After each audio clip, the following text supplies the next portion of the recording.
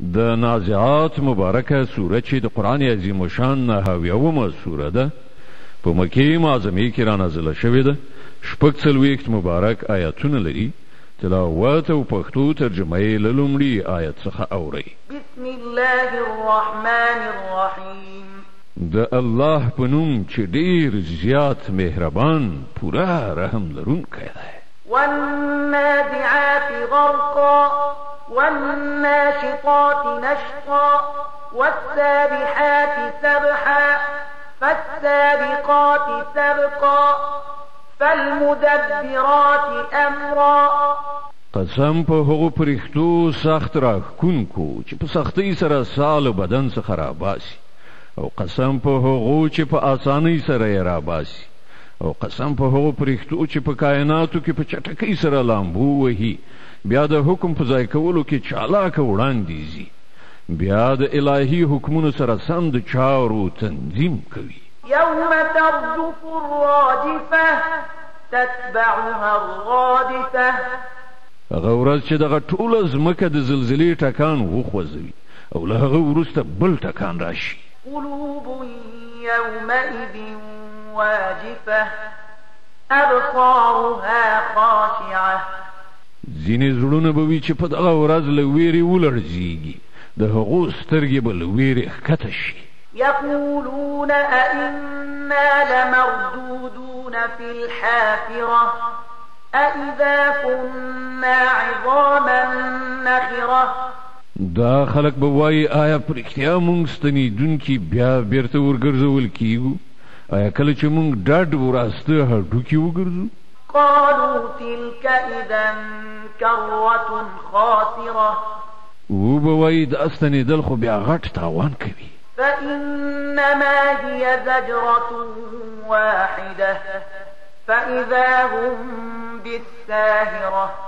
په داسې حال کې چې دا یوازې دومره کار دی چې یو قوي آواز وکړي او یو د قیامت پراخ میدان کې موجود شي. هل أتاك حديث موسى.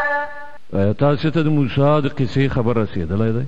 إذ ناداه ربه بالوادي المقدس طوى اذهب إلى فرعون إنه طغى فقل هل لك إلى أن تزكى وأهديك إلى ربك فتخشى. کله چې د هغه پروردګار د توآ په سپېڅلې غونډۍ کې هغه ته غږ وکړ چې فرعون ته لاړ شه، هغه سرکشي کړې ده، او هغه ته ووایه آیا ته دې ته چمتو یې چې سپېڅلتیا غوره کړې، او زه ستا د پروردګار لوري ته تا ته لارښوونه وکړم چې له هغه څخه په تا کې ویره پیدا شي. فأراه الآية الكبرى فكذب وعصى. بیا موسی فرعون ته ورغی، هغه ته سترې نښانې وښودلې، خو هغه دروغجن کړه، ویې نه مانه. ثم أدبر يسعى فحشر فنادى فقال أنا ربكم الأعلى. بیا د چلونو جوړولو دپاره وګرځېد او خلک یې راټول کړل، نو د نارې کړې ویې ویل زه ستاسې تر ټولو لوی پروردګار یم. فأخذه الله نكال الآخرة والأولى. په پای کې الله هغه د آخرت او دنیا په عذاب اخته کړ. إن في ذلك لعبرة لمن يخشى. په حقیقت کې په دې پیښه کې لوی عبرت دی د هر هغه چا دپاره چې وویریږي.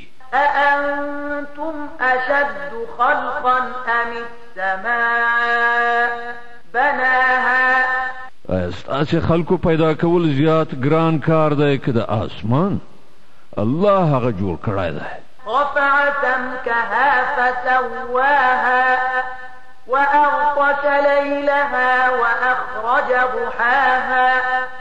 د هغه چتې ښه هسک درولی، بیا یې د هغه انډول برابر کړی دی، او د هغه شپه یې تیاره او د هغه ورځ یې روښانه کړې ده. والأرض بعد ذلك دحاها أخرج منها ماءها ومرعاها. له هغه وروسته یې ځمکه غوړولې ده، له هغې څخه یې د هغې اوبه او شنیلي راویستلي دي. والجبال أرساها متاعا لكم غرونه مو پکې خاک درولي دي د ژوندانه د وسایلو برابرولو په غرض ستاسې لپاره او ستاسې د څارویو لپاره. فإذا جاءت الطامة الكبرى يوم يتذكر الإنسان ما سعى وبرزت الجحيم لمن يرى.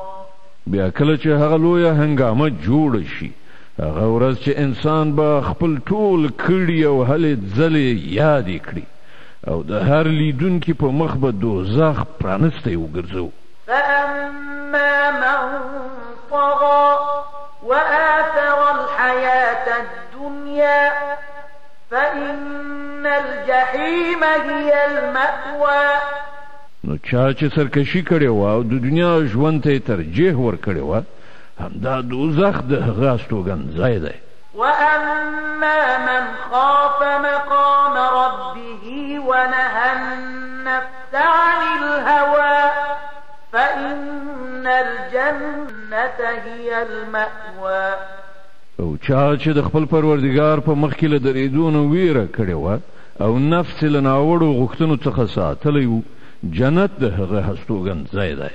يسألونك عن الساعة أيان مرساها. دا خلق لتانه د قیامت په هکله پوښتنه کوي چې ښه نو د هغه ساعت تحقق به څه وخت کیږي. فيما أنت من ذكراها إلى ربك منتهاها إنما أنت منذر من يخشاها.